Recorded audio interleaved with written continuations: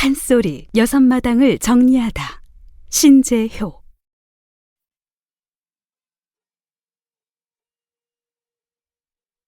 조선시대가 저물어갈 무렵 나라 곳곳에 큰 흉년이 들었어요. 넓은 평야가 펼쳐진 전라도 땅도 마찬가지였죠. 이게 벌써 몇 달째요. 비라고는 한 줌도 내리지 않네. 농부들은 하늘을 올려다보며 깊은 한숨을 내쉬었어요. 강물은 바싹 말라가고 땅은 쩍쩍 갈라지고 애써 심은 씨앗은 싹조차 틔우지 못했죠. 워낙 큰 흉년이라 나라님도 마음과 달리 팔도 백성을 두루 살필 수가 없었어요. 그 손길이 시골 마을 구석구석까지 미치기는 어려웠죠. 그때 전라도 한 고을에 구세주가 나타났어요. 내 곡간을 열 테니 먹을 거리가 없는 이들은 모두 오시게. 사람들은 선뜻 그 말을 믿지 못했어요. 저게 뭔 소리단가? 보리쌀 한 대박 빌려주고 나중에 쌀 한 말로 받으려는 속셈 아니야? 사람들의 의심은 끝이 없었어요. 하지만 당장은 찬밥, 더운 밥 가릴 처지가 아니었어요. 어떻게든 떼거리를 구해 줄인 배를 채워야 했으니까요. 나는 누워 죽을 땅 한 평 없는 가난뱅인디 곡식을 죽었소? 오래 굶어 양볼이 들러붙을 지경인 남자가 물었어요. 그러자 곡간을 연 부자가 지그시 미소를 띠며 말했죠. 주고 말고 필요한 만큼 가져가시게. 남자는 그 말에 안심하며 쌀을 한 대박 퍼담았어요. 고맙소. 참말 고맙소. 남자는 자꾸 고개를 숙여 인사했어요. 그는 다른 사람을 생각해 딱 하루치 곡식만 가져갔죠. 부자는 그런 모습을 보며 흐뭇한 표정을 지었어요. 그 소문은 금방 고을 전체에 퍼졌어요. 사람들은 그제야 의심의 눈길을 거두고 부자를 찾아왔죠. 줄을 서시오, 줄을! 고을 사람들은 스스로 질서를 지켰어요. 그런데 가만 보니 사람들의 손에 뭔가 들려 있었어요. 아무리 공짜가 좋다 한들 받기만 해서야 되간디. 그럼 그건 도리가 아니지. 사람들은 비록 굶주렸지만 염치를 잃지는 않았어요. 그렇다고 뭐 별것은 아니었죠. 낡아빠진 집신 한 짝, 여기저기 조미 쓴 옷감 조각 따위였어요. 부자는 불어 고맙다며 그것들을 받고 곡식을 내주었죠. 그로부터 한 해가 지난 어느 날이었어요. 흉년도 잦아들어 고을에는 다시 평온이 찾아왔죠. 사람들은 부자에게 여전히 고마운 마음을 잊지 않았어요. 나리가 아니었음 우린 다 굶어 죽었을 것이여. 말하나 마나 그런 위인이 또 어디간디. 하지만 세상에는 이런 사람 저런 사람이 있는 법이에요. 이웃 고을에서 부자에 대한 소문을 들은 청년이 나쁜 마음을 품었죠. 그 정도 부자라면 폐물도 꽤 많겠지. 그걸 훔쳐 팔자 좀 고쳐봐야겠네. 청년은 그 생각을 당장 행동에 옮겼어요. 달빛도 없는 어두운 밤, 그는 부잣집 담장을 훌쩍 넘었죠. 그리고는 살금살금 불 꺼진 안방문을 열었어요.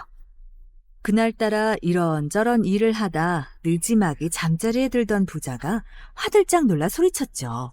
이 밤에 뉘시오. 놀라기는 도둑질에 나선 청년도 마찬가지였어요.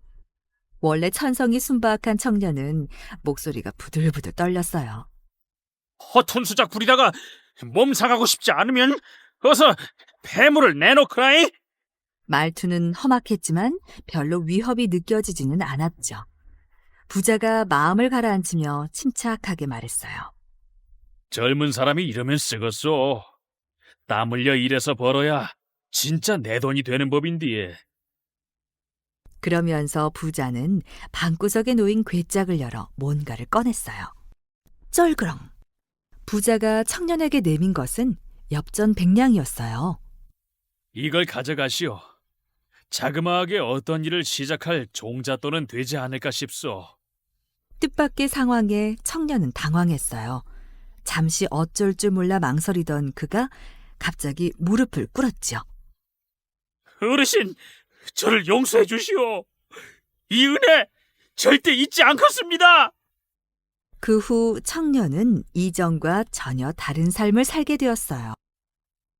다시 몇 달이 지난 어느 날이었어요. 이번에는 환한 대낮에 청년이 부자를 찾아왔죠. 그는 넙죽 절부터 올렸어요. 저를 기억하시지요? 그날 밤 죽을 죄를 졌던 놈입니다. 어르신 덕분에 장사를 해서 적지 않은 돈을 벌었지라. 헌데 왜 나를... 반가움에 앞서 자신의 방문을 궁금해하는 부자에게 청년이 엽전 꾸러미를 내밀며 말했어요. 150냥입니다. 빌려주신 돈이랑 이자여요. 그제야 부자는 청년이 다시 자기를 찾아온 이유를 알았어요. 기쁨이 아주 컸죠. 그렇듯 그 부자는 여느 부자들과 여러모로 달랐어요. 그의 이름은 신재효. 전라도 고창 땅에서 태어난 그는 중인 신분이었어요. 워낙 성실하게 일생을 살다간 아버지가 물려준 재산에 젊을 적부터 스스로 관아에서 이방일을 하며 번 돈이 제법 많았죠. 나는 단지 놀고 먹는데 재산을 탕진하진 않을 거요. 그의 결심은 결코 말만 앞세우지 않았어요. 일찍이 신재효는 큰돈을 들여 집을 한 채 지었어요. 독리정사라고 쓴 현판도 내걸었죠. 독리는 그의 호였어요. 드디어 내 소망을 이룰 첫발을 뗐구먼.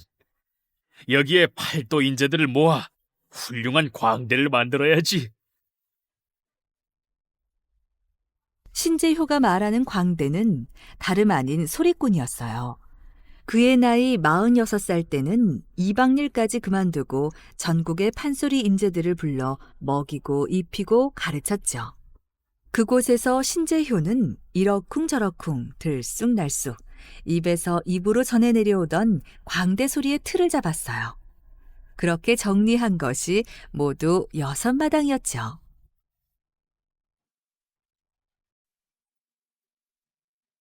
흥보! 1년 3경 먼저 받고 못 심을 때 도망한 놈! 그놈은 황보렸다! 쟁기질 보냈더니 소 가지고 도망한 놈! 그놈은 숭보렸다! 흥보! 암만 해도 기억지 못하겠다! 이것은 신재효가 정리한 6마당 판소리 중 박타령의 한 부분이에요. 실제 소리꾼의 소리로 들으면 무척 흥겹고 재미나죠.